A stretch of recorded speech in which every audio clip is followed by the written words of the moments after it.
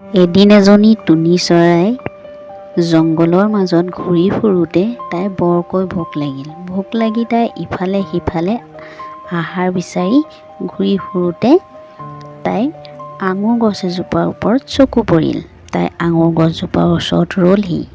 টুনি চৰাইজনী আঙুৰ গছজোপাৰ ওচৰত ৰৈ দেখিলে যে লমালমে আঙুৰ লাগি আছে, কিন্তু আঙুৰবোৰ কেঁচকলি হৈ থকাৰ বাবে খোৱাৰ উপযোগী নাই হোৱা।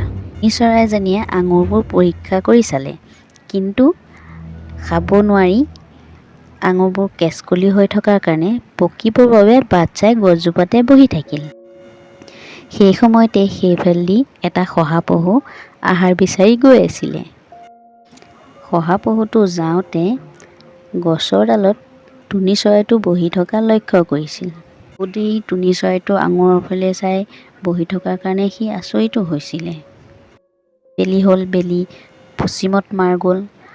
টুনি চৰাইটো আঙুৰ গছৰ ডালত বহি একান্ত মনে আঙুৰ পকিবলৈ বাট চাই থাকিল।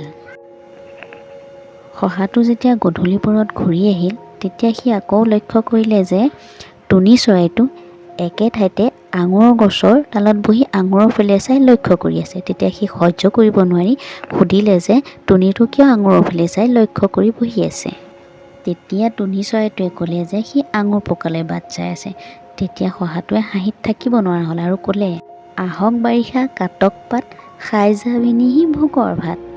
মিছাতে ভৱিষ্যতে সুখৰ আশা কৰা উচিত নহয়, মূৰ্খহে এনে আশাত বন্দী হৈ থাকে। এই বুলি কৈ শহাটো গুচি গ'ল। টুনি চৰাইটো শহাপহুটোৰ কথাত শিক্ষা লাভ কৰি উৰা মাৰি গুচি গ'ল। এই সাধুটোৰ পৰা আমি বুজিলোঁ যে আশাত বন্দী হৈ সময় নষ্ট কৰা অনুচিত।